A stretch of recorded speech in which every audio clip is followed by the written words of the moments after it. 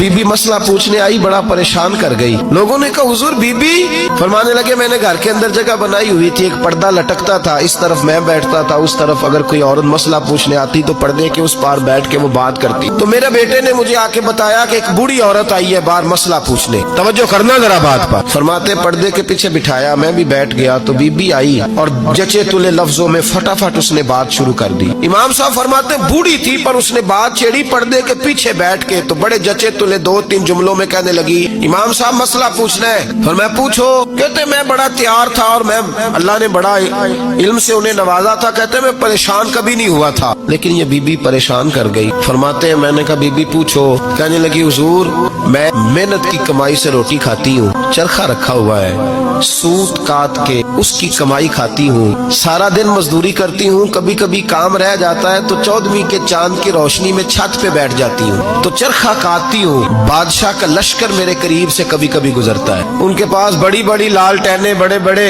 उनके पास रोशनी के बंदोबस्त होते हैं। लश्कर बादशाह का गुजरता है तो बहुत बड़ा लश्कर होता है, कई किलोमीटर तक वो गुजरता जाता है, तो कई दफा अचानक उसकी रोशनी भी मेरे चरखे पे पड़ जाती है। मसला ये पूछना है कि उस रोशनी में जो मैं सूत काटती हूँ उसकी कमाई मेरे लिए हलाल है कि हराम है? इमाम अहमद बिन हंबल फरमाते हैं मैं तड़प के रोया। बीबी तो कभी किसी ने पूछा ही नहीं, इतनी बारी लगी बेवा हूँ, बे औलाद हूँ, मजदूरी करके रोटी खाती। इमाम अहमद बिन हंबल फरमाते हैं मैं चकरा गया और मैंने उससे पूछा पहले तो अपना तारफ करा, तू है कौन, तू कौन है? उसने कहा हुजूर तारफ छोड़े, जो मसला पूछने आए उसे अपना डाटा भी देना पड़ता है, हमें बता दिया तो छोड़े। फरमाया नहीं पहले बता तू कौन है? तो वो कहने लगी मैं हजरत बिशर आफी की हमशीरा हूँ, वो जो बगदाद में बाबा नंगे पैर फिरता है तो कोई जानवर गोबर भी नहीं ना करता गलियों, वो नेक बाबा, मैं उसकी बहन हूँ। तो इमाम अहमद बिन हंबल कहते मैं रो पड़ा। मैंने कहा आपा ओ मेरी बहन, कोई और आता तो मैं फतवा यही देता कि तू को छीन के रोशनी तो नहीं ना लेती, खुद पड़ जाती है, जायज है तेरे लिए, लेकिन तू चूंकि बिशर आफी की हमशीरा है तो तेरे लिए जायज,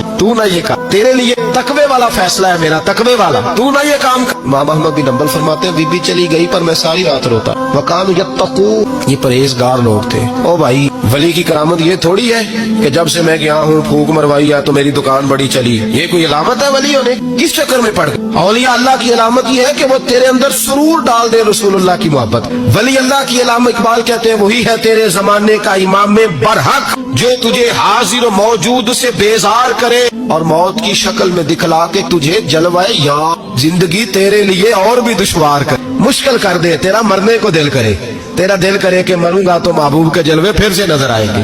वही है तेरे जमाने